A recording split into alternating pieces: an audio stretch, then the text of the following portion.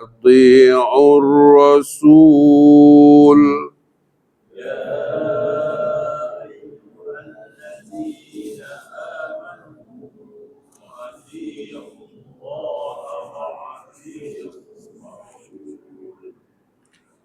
أطيعوا الله وأطيعوا الرسول وأولي الأمر منكم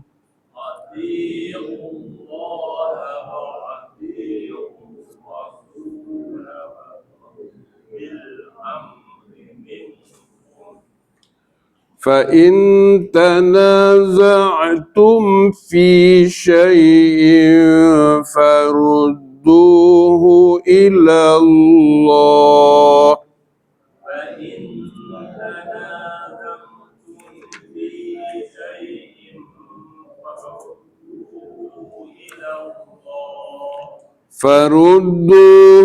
إلى الله والرسول إن كنتم تؤمنون بالله واليوم الآخر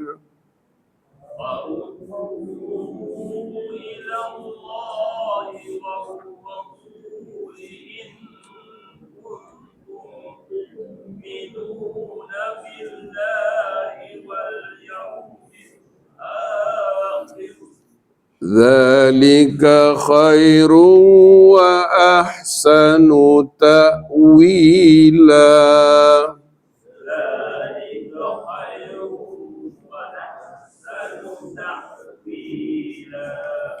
كتب عليكم القتال وهو كره لكم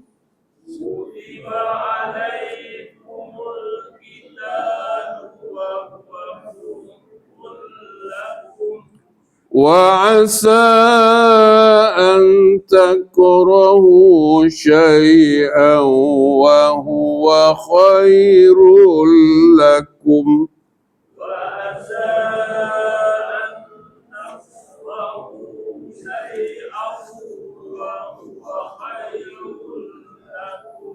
وعسى أن تحبوا شيئا وهو شر لكم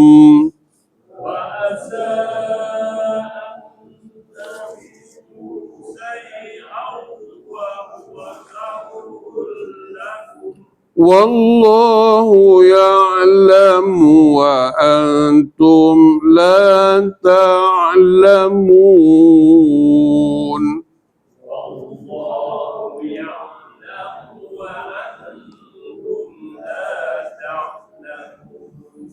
إن الله يأمركم أن تؤدوا الأمانات إلى أهلها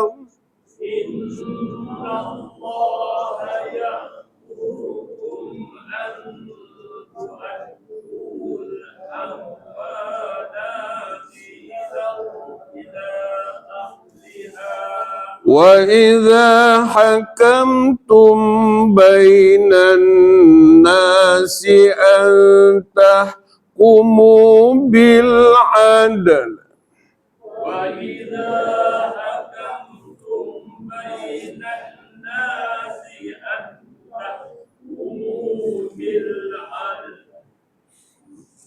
إن الله نعم ما يعظكم به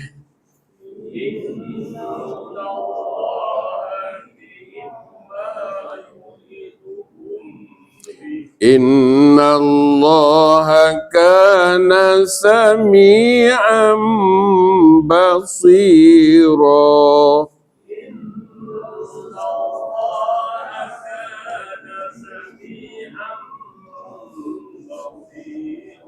Sadaqallahul azim. Sidang jamaah yang dimuliakan. Satu hari ada seorang sahabat, Khalid ibn Walid, ya.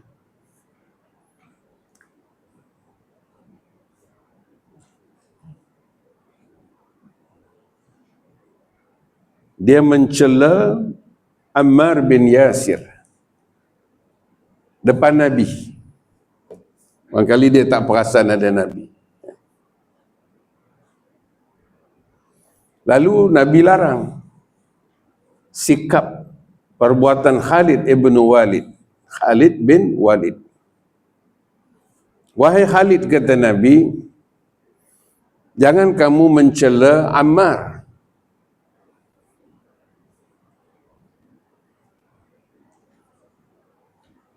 Nanti Allah mencela kamu. Jangan kamu membenci Ammar. Nanti Allah membenci kamu. Jangan kamu laknat Ammar. Nanti Allah melaknat kamu. Tiba-tiba Khalid muncul, jumpa dengan Ammar, dia minta maaf. Ya. Maka turunlah ayat ini. Ya ayyuhalladzina amanu ati'u Allah. Wahai orang-orang yang beriman, taatlah kamu kepada Allah, wa ati'ur Rasul. Taatlah kamu kepada Rasulullah. Wa ulil amri minkum. Orang-orang yang berkuasa di kalangan kamu. Fa in tanaza'tum fi syai', jika kamu berbeza atau berselisih, berbantah-bantah, fi syai'in, dalam apa juga urusan, maka farudduhu ilallah war rasul. Hendaklah kamu rujuk kembali kepada kitab Allah dan sunnah Rasul sallallahu alaihi wasallam. Jika kamu beriman, in kuntum tu'minuna billahi wal yaumil akhir. Karena itulah sebaik-baik keputusan. Zalika khairun wa ahsanu ta'wila. Jadi oleh kerana ayat ini menyebut ati'u, yaitu mentaati Allah, itu tidak ada isu. Maksudnya tidak ada pertikaian. Kerana itu adalah mutlak. Tak ada siapa yang nak mempertikaikan. Bila Allah kata subuh 2 rakaat, 2 rakaat. Tak ada pula orang nak jadikan 1 rakaat. Tak boleh. Ya. Taat kepada Rasul demikian juga. Ya. Tidak ada isu yang timbul. Yang mungkin timbul ialah wa ulil amri, yaitu orang-orang yang berkuasa, pemimpin dan pemerintah di kalangan kamu. Kamu itu siapa? Balik kepada ya ayyuhalladzina amanu. Jadi kamu di sini kembali kepada alladzina amanu, orang-orang yang beriman. Jadi sikap orang yang beriman ini, tahap ketaatannya itu bukan pilihan, tapi itu adalah jelas dalam ayat ini. Bila Nabi menegur Khalid bin Walid, jangan kamu melaknat Ammar, jangan kamu mencela dia, jangan kamu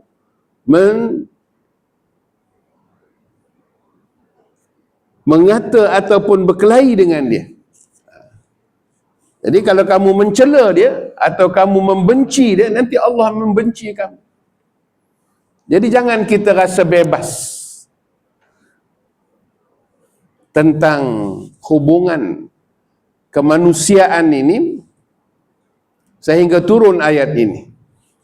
Ketaatan kepada Allah, ketaatan kepada Rasul. Dan itu tidak boleh dipisahkan dengan iman. Tu'minuna billah wal yaumil akhir.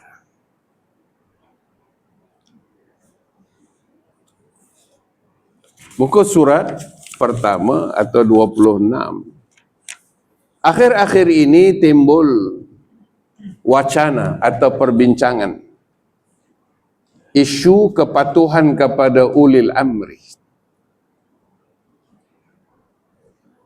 Lebih-lebih lagi dalam konteks demokrasi yang ada. Umat Islam dia rasa ini satu peluang kebebasan untuk dia mempertikaikan ketaatan kepada ulil amri. Ya. Sedangkan Al-Quran, hadis menetapkan bahawa ketaatan kepada Allah itu tidak boleh dipisahkan dengan ketaatan kepada Rasul. Begitu juga ketaatan kepada pemimpin, pemerintah, tidak boleh dipisahkan dengan ketaatan kepada Allah dan Rasul. Dalam satu hadis kata Nabi, man ata'ani, sesiapa yang taat kepada aku, faqad ata'allah, berarti dia taat kepada Tuhan. Wa man ya'sini, siapa yang durhaka kepada aku, faqad asallah, maka dia durhaka kepada Tuhan. Wa man yuti'il amir, siapa yang taat kepada pemerintah, amir, ketua, faqad ata'ani, maka dia taat kepada aku, kata Nabi. Wa man ya'sil amir, siapa yang durhaka kepada pemimpin pemerintah, faqad asani, berarti dia durhaka kepada aku. Jadi ati' Allah wa ati'ur Rasul wa ulil amri minkum, dia saling berkait. Walaupun demokrasi itu diberi kebebasan, tapi tidak berarti kebebasan itu merujuk kepada hawa nafsu. Kerana ayat tadi menyebut, kalau kamu berselisih, fa in tanaza'tum fi syai', jika kamu berbantah-bantah, berselisih, berbeza pandangan, fi syai'in, dalam apa-apa perkara, maka rujukannya ialah farudduhu ilallahi war rasul. Itu dipanggil term of reference. Rujukannya kitab Allah dan Ar-Rasul sallallahu alaihi wasallam. Sekiranya kamu benar-benar beriman, in kuntum tu'minuna billah wal yaumil akhir. Ramai orang melihat apabila kita membaca ayat ini ada motif tersirat atau agenda terselubung di sebalik tema mentaati ulil amri. Terlepas daripada motif atau tujuan. Ya, maksudnya kita tidak mempertikaikan soal sebab kita tak tahu niat manusia ni. Tapi kita kena menyikapi isu ta'atul umara, ketaatan kepada pemimpin ini secara akademik, secara ilmiah dan jujur. Bukan ada kepentingan apa-apa sentimen. Tak siapa pun boleh menafikan bahawa kepatuhan kepada pemerintah tujuannya tidak lain ialah untuk menghindari, to avoid disintegration of the nation, berlakunya perpecahan dalam masyarakat, dalam negara. Jadi sebab itu perpaduan ummah ini bukan slogan semasa, tapi dia ada kaitan dengan ayat tadi.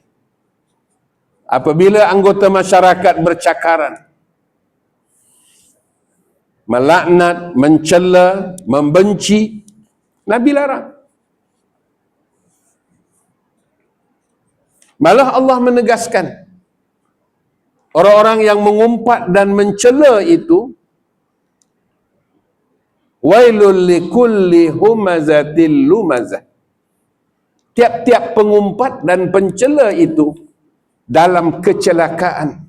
Wailun, seperti mana wailul lil musallin, bagi orang yang sembahyang. Persoalannya, kenapa manusia ini mengumpat mencela? Seperti mana yang kita saksikan sekarang, through media sosial ataupun dalam ucapan-ucapan. Yang dulu jarang kita dengar. Dulu tu maksudnya waktu kita kecil dulu. Tapi sekarang bebas. Kononnya mengambil peluang freedom of expression, kebebasan bersuara. Tapi apalah arti kebebasan sedangkan dia dilarang oleh Nabi, dilarang oleh Allah? Tentu ada motif, tentu ada tujuan. Siapa yang menjadi sasaran? Pemerintah. Apa pun dia buat, semua tak betul. Kenapa jadi macam tu? Siapa di belakangnya? Allah jawab, allazi jama'a malan wa'addadah, yaitu orang-orang yang menimbunkan harta kekayaan, wa'addadah, dan membilang-bilang harta itu. 1 bilion, 2 bilion dalam bank luar negara, di pesisiran, aset dia banyak mana. Selagi boleh kaut, dia kaut. Itu dipanggil jama'a malan, menghimpunkan harta. Mungkin ketika itu dia punya kuasa, punya kedudukan, ada saja peluang dia akan rebut kekayaan. Sedangkan yang diambil itu ialah hak rakyat, yang diambil itu ialah hak negara. Sehingga Sayyidina Umar pernah membuat perbandingan. Mana-mana pemimpin apabila diberi tanggungjawab memimpin sebuah negara dengan ekonominya, dengan aset negara itu, anggaplah diri kamu itu penjaga kepada anak yatim. Anak yatim itu ada harta.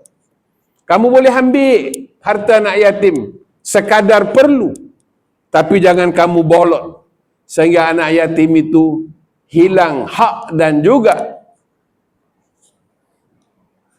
harta dia yang sebenar. Sayyidina Umar membuat perbandingan begitu. Kamu jadi pemimpin, kamu nak ambil gaji, silakan. Tapi jangan kamu lebih daripada itu. Kerana kedudukan kamu boleh mendapat lebih daripada peruntukan yang telah ditetapkan. Satu hari seorang sahabat ditugaskan kutip zakat. Dia pergi kutip zakat. Kalau pakai baju Melayu, dia ada 2 poket. Kalau pakai jubah pun dia ada poket. Dia beritahu Rasulullah, ini duit zakat yang aku kutip. Poket ni, poket kanan ni. Yang poket satu lagi ni, orang bagi kat aku. Orang bagi zakat, kadang-kadang baki tu dia tak ambil. Ini ambil kamu. Rasulullah tak boleh ni. Kalau kamu tak kutip zakat, kata Nabi, kamu dapat tak duit ni? Yang poket satu lagi ni? Tak dapat. Sebab itu keluar arahan, mungkin fatwa, saya tak pasti. Para amil, jangan ambil apa-apa selain daripada kutip zakat saja. Kalau pembayar zakat kata, ini untuk tuan, dia kata, jangan. Sejak kebelakangan ini ada arahan. Sebab mengambil cerita tadi, Nabi larang. Jadi jangan kamu asingkan. Kamu dah diberi, amil ini ada peruntukan. Innamas sadaqat lil fuqara wal masakin wal amilina 'alaiha. Orang yang mengutip, dia ada hak dia.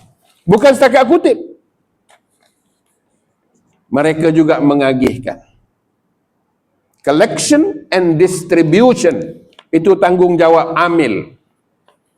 Kalau dia nak ambil, hanya upah kutip, maka peruntukan dia berkurangan daripada orang yang kutip dan mengagihkan.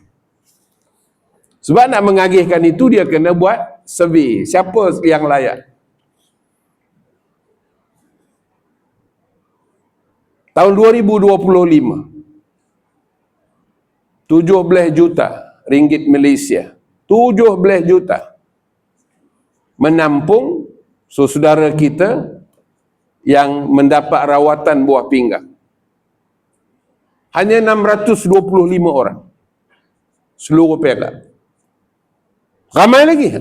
Tapi yang menggunakan duit zakat bukan sikit, tuan-tuan.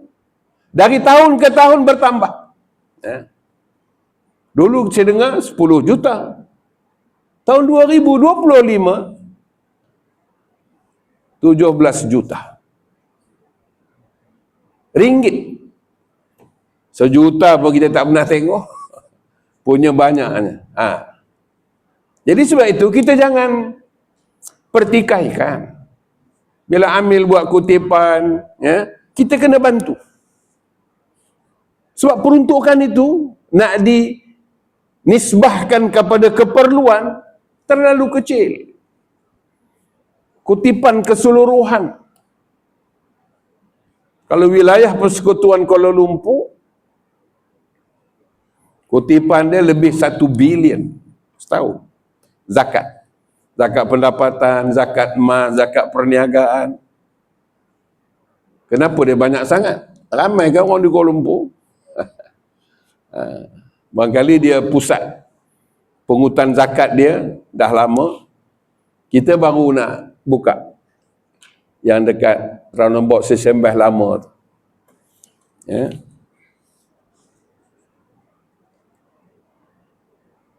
Jadi Nabi teguh, kalau akal kita sebelum ni itulah amalan kita. Kalau kita bayar ada lebih, bagi.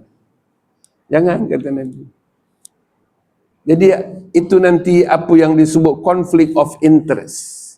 Kamu ada kuasa sebagai menteri, sebagai pengarah, sebagai itu dan ini. Kamu boleh dapat cara-cara macam tu, tapi tak boleh. Ini dipanggil tata kelola.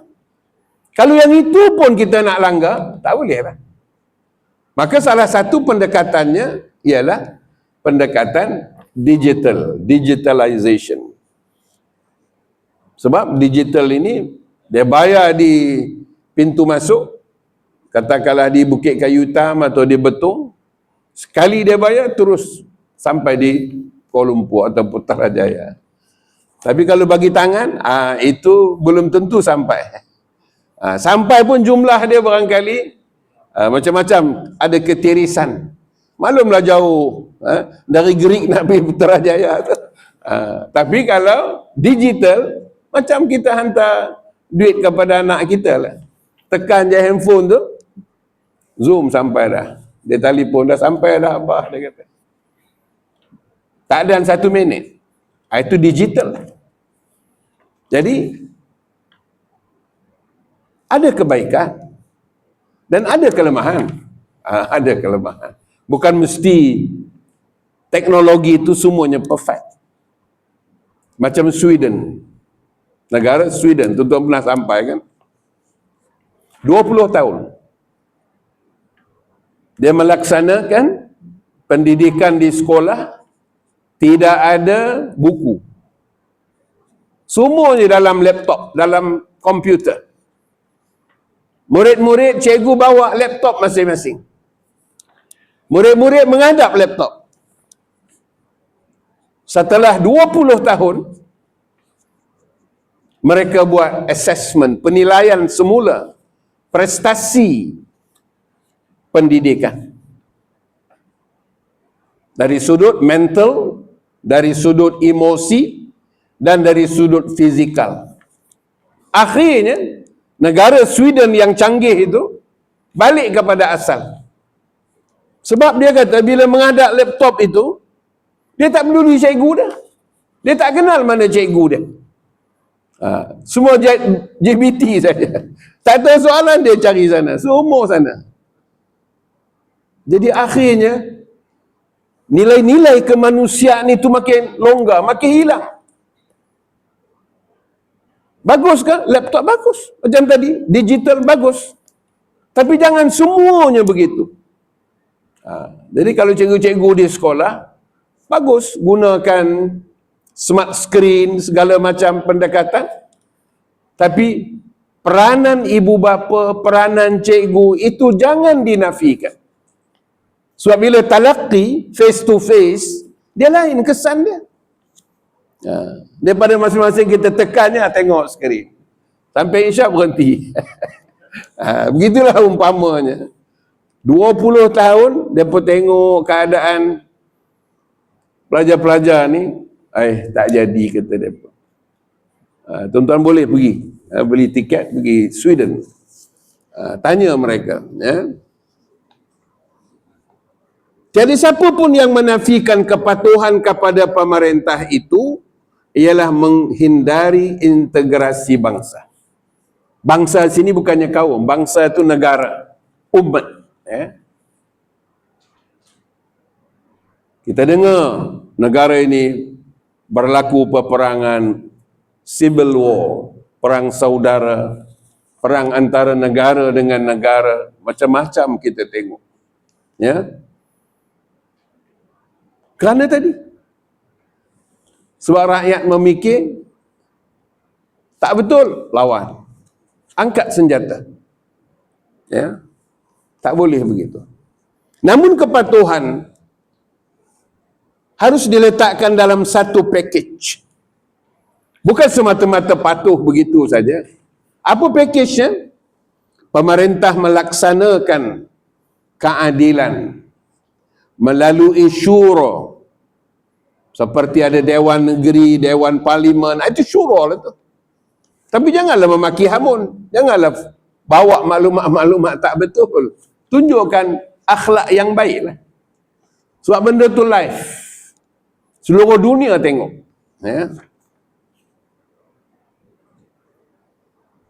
Kalau tak pandai nak berhujah, tulis. Cuma lambatlah sikit dia jawab. Yang nak jawab tu ialah pegawai yang di kementerian.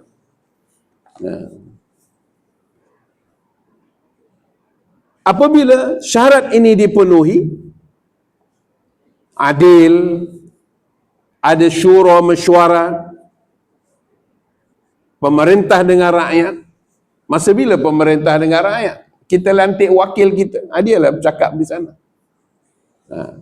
Jangan pula bila dia jadi wakil di situ, dia hanya memikirkan kekayaan diri dia. Dan inilah yang dimaksudkan, ya ayyuhallazina amanu ati'ullaha wa ati'ur rasul wa ulil amri minkum. Apa syaratnya? Yang pertama, pemerintah melaksanakan syariat. Syariat tu kalau bagi orang kita, dia faham syariat tu undang-undang. Undang-undang jenayah. Sedangkan syariat Islam tu Quran tu, hadis tu. Akhlak tu syariat. Ekonomi tu syariat. Pendidikan tu syariat. Talabul ilmi faridah, itu syariat. Ayat yang dibaca imam tadi. Alladhi at'amahum min ju'. Allah telah memberi kamu makan sehingga tidak ada kelaparan. Ini ayat apa? Ini ayat tentang ekonomi. Sebuah pemerintah pastikan rakyat dia cukup bekalan makanan yang disebut sara hidup. Bekalannya, harganya, mesti harga yang munasabah. Sebab itu, lantai pendapatan, harga, komoditi, itu dinaikkan. Getahnya, sawitnya, penjawat awamnya, termasuk yang pencennya. Jangan ada yang tak cukup. Kalau dah merdeka 68 tahun, 69 tahun, 70 tahun, ini semua kena disiapkan. Bukan sahaja hanya untuk setahun dua ni. Tak. Pemerintah dia tugas yang itu. Yang lebih penting lagi, wa aman, keamanan. Wa amanahum, keamanan buat mereka iaitu rakyat, supaya tidak ada khauf, ketakutan. Maksudnya jangan ada peperangan. In term of security, mesti diutamakan. Rakyat mesti selamat. Dalam cabaran dalaman dan juga dari luar. Maka adalah pasukan keselamatan, adalah pasukan tentera, udaranya, lautnya, maritimnya. Ini semua nak jaga keselamatan. Kenapa wujud ini? Wa amanahum min khauf. Dalam masa yang sama, Allah kata, kena buat persiapan yang contemporary, yang semasa. Jangan ketinggalan dari sudut kekuatan military weapons. Wa a'iddu lahum mastata'tum min quwwatin. Buatlah persiapan semaksima yang kamu boleh. Mirribatil khail, ketenteraan yang sentiasa berjaga. Kalau dalam dulu disebut khail, kuda. Sekarang ni berbagai-bagai teknologi. Orang tentera lebih tahu daripada saya. Dia kena ready. Sentiasa ready. Bukan hanya di pintu masuk kamp tentera tu. Setiap inci mesti dia ada maklumat dia, sistem kawalan dia. Radar dia mesti kesan. Di laut, di udara, di daratan. Itu maksud ribaut. Ribaut itu always ready, sentiasa bersiap. Cuma dalam konteks ayat ini turun 1400 tahun yang lalu, antara kekuatan yang menggerunkan musuh itu ialah kuda. Zaman itu. Jangan pula kita nafikan kuda ni tak ada kesan dia, tidak. Itu perlu dilihat. Jangan lihat kuda untuk lihat ribaut. Maknanya persediaan ketenteraan itu mesti sentiasa baik. Sentiasa up to date. Sentiasa contemporary. Itu syariat. Itu pun syariat. Ekonomi syariat, pendidikan syariat, hospital syariat. Bila Allah sebut Iqra' bismi rabbikal ladzi khalaq, khalaqal insan min 'alaq. Bacalah dengan nama Tuhan kamu. Tuhan yang mana? Tuhan yang menjadikan. Tuhan menjadikan manusia dari segumpal darah. Ini ayat apa ini? Itu ayat sains. Kalau lebih tepat lagi ayat biologi. Kaji hayat. Jadi anak-anak kita bila pergi sekolah, ustazah ke, ustaz ke, bila baca khalaqal insan min 'alaq, jangan dia betul tajwid dia sahaja. Makhrajnya, qalqalahnya. Khalaqal insan min 'alaq itu ayat biologi, kaji hayat. Kamu kena menguasai ini. Paling tidak nanti kamu jaga, tahu proses 40 hari daripada benih jadi alaqah, jadi mudghah. Semuanya itu tentang sistem penghayatan kehidupan manusia. Kena kembangkanlah. Itu pun syariat.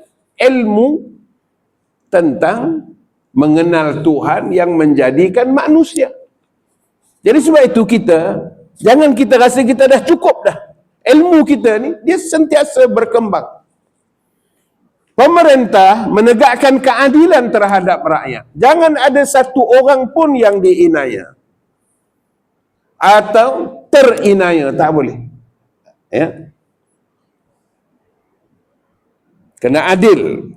Diberikan hak kepadanya. walaupun ke atas diri dia. Itu yang imam ingatkan dalam khutbah. Allah menyuruh kamu berlaku adil. Innallaha ya'muru bil adli. Diawali dengan ibadallah, wahai hamba-hamba Allah. Sebab ketika itu dah semua pakai luyu dah. Nak bagi dengar dah, ada jaga dah. Oh, nak habis dah khutbah ni, ya. Ialah sekarang dah aircon apa semuanya, dia je mengantuk. Dulu kita harap angin bertiup begitu saja, ya. Adil, menegakkan keadilan terhadap rakyat itu syariat. Apa syariatnya? Innallaha ya'muru bil adli wal ihsan, berbuat baik, terutama kepada ibu bapa. Yang kedua, adik-beradik sebelah mak ayah. Wa ita'i dzil qurba, itu disebut dalam ayat 90. Itu syariat. Maknanya kita peduli terhadap kaum kerabat kita. Jangan anggap dia itu hanya budaya, kebiasaan. Tak, dia perintah Tuhan. Kemudian wa yanha 'anil fahsya, kamu mencegah melarang perbuatan keji. Wal munkar, satu bab keji, satu mungkar. Wal bagh, al-bagh ini itu dibincangkan dalam konteks kitab kita ni disebut. Jangan pula bila sebut al-bagh, muka surat 31 bawah sekali, dalam sistem demokrasi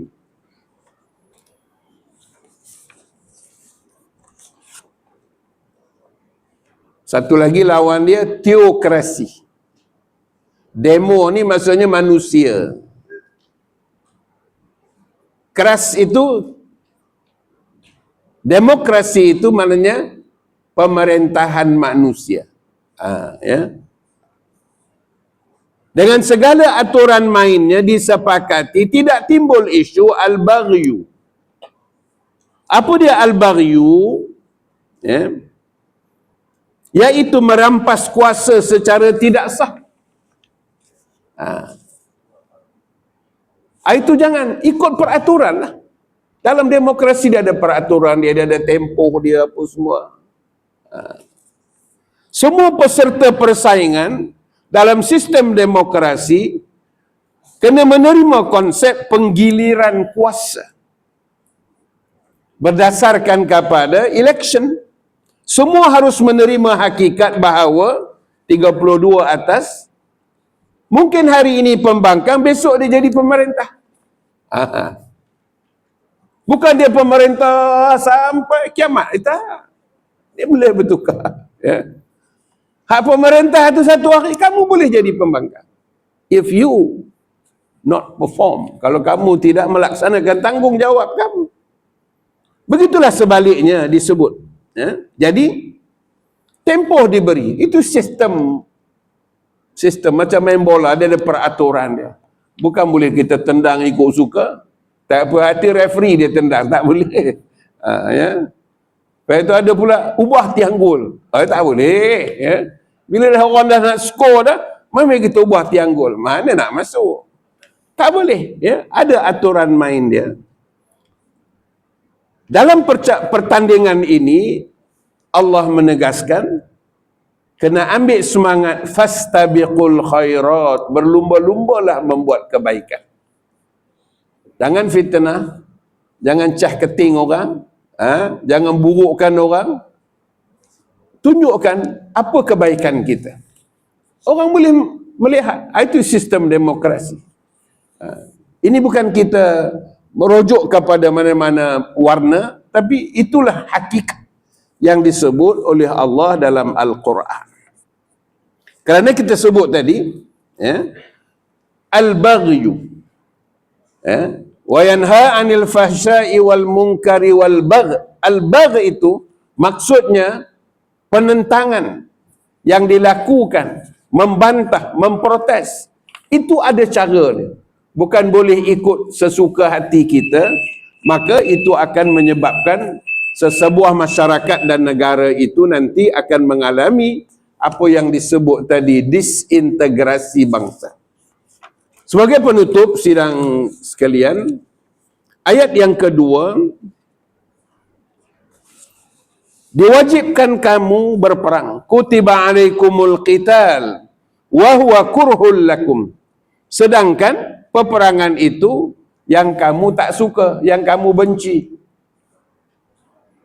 Jadi bila melibatkan ini, seorang rakyat ataupun seorang tentera, dia kena bersabar. Itu yang kalimah fal yasbir. Ya, muka surat 29 atas tadi, sesiapa yang mendapati sesuatu yang tidak disenangi pada amirnya, maka fal yasbir, hendaklah dia bersabar. Kenapa dia bersabar? Ya, kerana sesuatu yang kamu tak suka itu mungkin di sana ada kebaikan. Sesuatu yang kamu suka mungkin di sana ada keburukan. Itulah maksud ayat, wa asa an takrahu syai'a wa huwa khairul lakum. Jadi kena sabar, sebab manusia ni ada dua yang dia tak setuju. Satu perang, satu lagi mengeluarkan wang, infak. Sama ada dia ambil cukai ke apa ke, memang manusia tu hati dia tak berapa nak rela. Ya, apatah lagi turun pula gaji dia, lagilah dia tak suka. Kalau tambah dia suka. Kalau dikenakan teks, dia kurang suka. Walaupun dia tak bercakap, tapi hati dia bercakap-cakap di dalam tu. Jadi dalam hal ini kata Allah dalam hadis Nabi tadi, bila kamu tak senang daripada pemerintah, maka kamu kena bersabar. Contohnya orang yang biasa dapat juta-juta jual minyak ke negara jiran. Bila ada sistem budi 95, dapat dijimatkan 800 juta. 800 juta ni, itu baru minyak 95, belum diesel lagi. Itu yang dikumpulkan, bagi RM100 seorang. Masuk dalam kad pengenalan. Beli barang tunjuk IC. Mana pernah berlaku? Kalau fikir, sistem itulah namanya digital. Dia buat di satu tempat, masuk dalam kad pengenalan kita. Tapi hari ni tak ada lagi lah. Janjinya begitulah. Dulu dah dapat sekali.